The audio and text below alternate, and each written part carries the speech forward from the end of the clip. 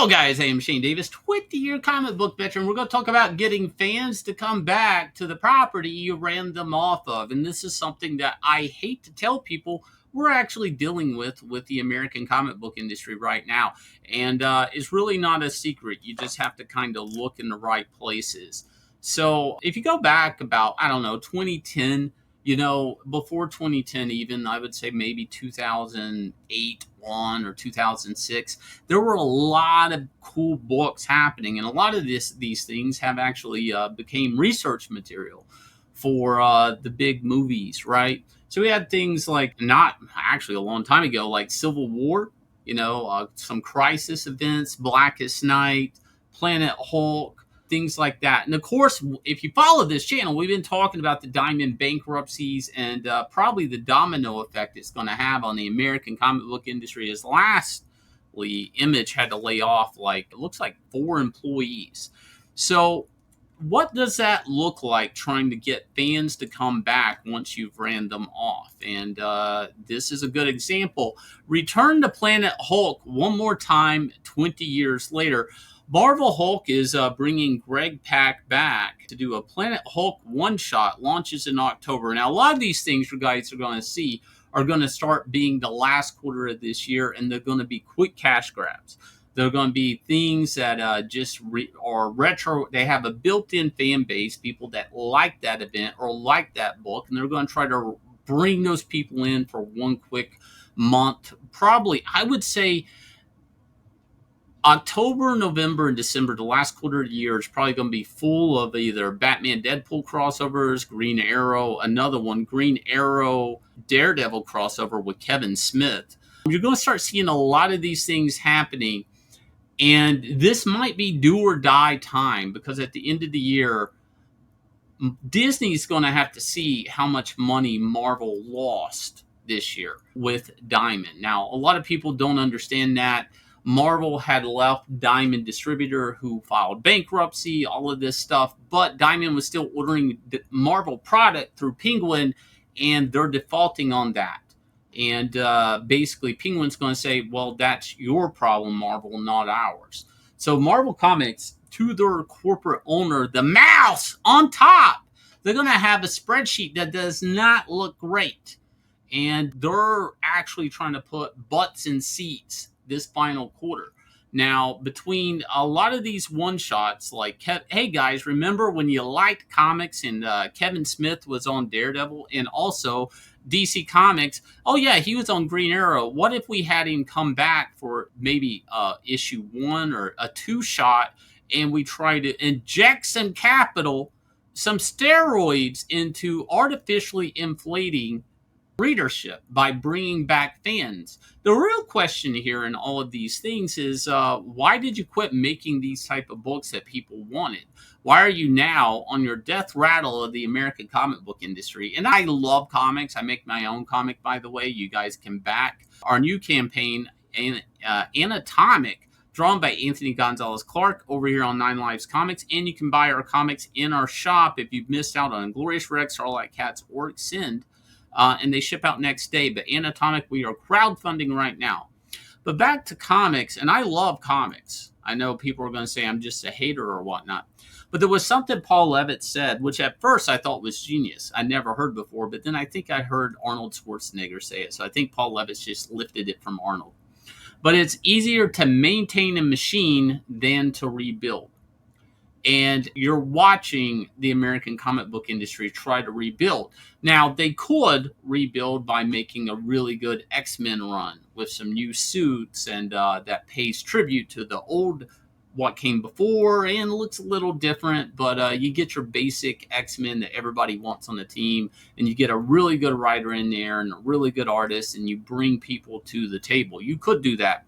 Or you could do the junk food method, which is we'll make a 1-shot, a 2-shot, Batman and Deadpool crossover. What if these two characters, what if we got that rock star that worked on that run to come back? That's at least 2 comics we can sell, rather than have a healthy, organic run with and build a word of mouth. So the problem really is going to be with these type of one-shots and this type of 1-2 punch of these crossovers is they're only there for 2 months. there's nothing else for them to go on to, right? There's no big event, there's no bigger run, there's that's it. So even if I'm the guy that's going to come back to the table, that I'm going to go back to the comic book shop for this one book, I have no reason to stay. It's over. I bought my 2 issues. I went 2 car trips to the comic shop. I bought it. I'm done. It's it. Or I just go, hey, it's only 2 issues. I'll just wait till it's collected.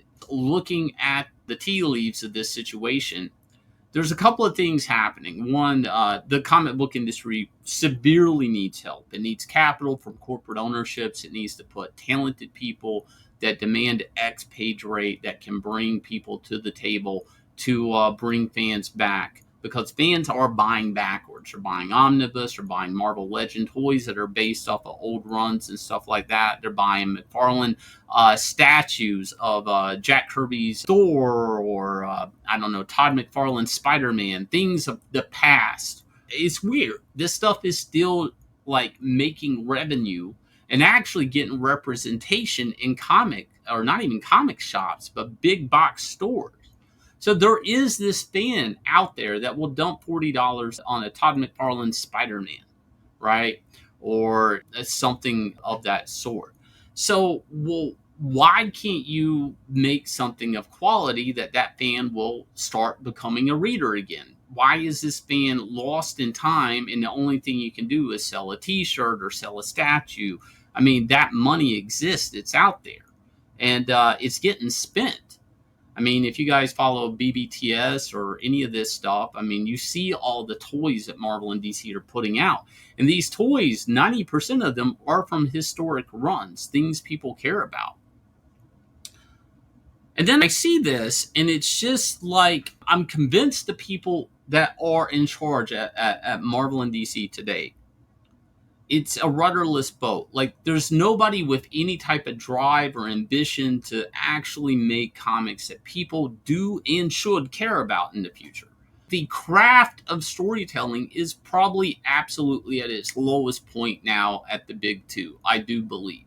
Now, some people are going to argue, well, you know, Absolute Batman's doing great, this and that. But I'll be honest, I don't hear too many people talking about Hush 2.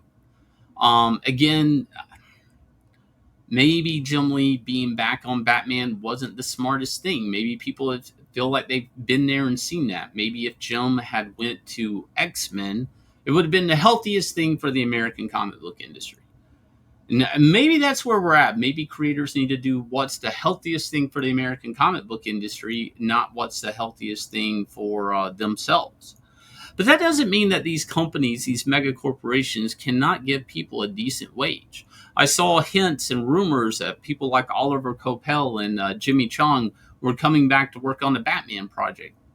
Okay, but to be honest, I'd rather have a Jimmy Chung Superman project with a writer I can get behind. Can you imagine Geoff Johns and Jimmy Chung on Superman? That would sell out the wazoo. Everybody would be lined up for that. That would be your next biggest hit. Batman's going to sell himself. And actually, if he doesn't sell himself, sell Superman and have a Batman guest appearance, and it'll bump sales up on Batman. Some of the healthiest times in comics were not, in my lifetime working in comics, was not X-Men being the top seller. It was something like Planet Hulk being hot. It was something like JMS's Thor run being hot. It was, Ultimates being hot. Things like that.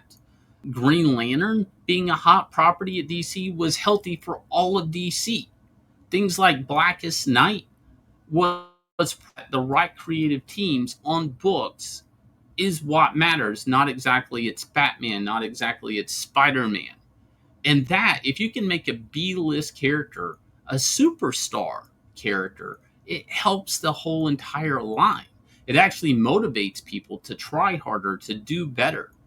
And it gives the customer more. But instead, I'm seeing more of this happening in the solicits, these quick one-offs to come back one more time, please give us one more chance. Okay, so they show up for 1 month, they show up for 2 months, then what? What's the next big plan in 2026? Because I can tell you 2025 is going to be about the quick one-shots, the cash grab, the one-and-dones, Remember back. Remember how you used to love us. 2026 is going to be an interesting year, and it may be the year that the American comic book industry completely goes through a restructuring. If you guys will, look down below, hit like, subscribe, ring the bell for notification. Also, please don't forget to go over here and back Annatomic. 5 days left on the first 30 days. We'll catch you guys again with another video.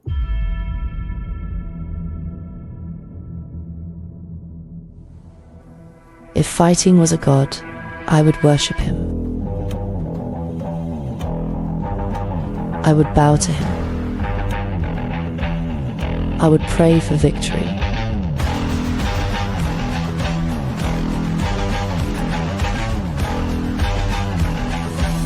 For he only grants opportunities.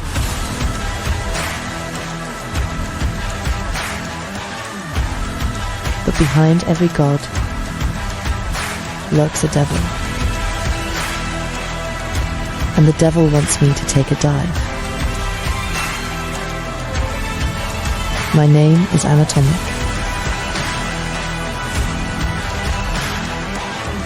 And this is how my legend was made.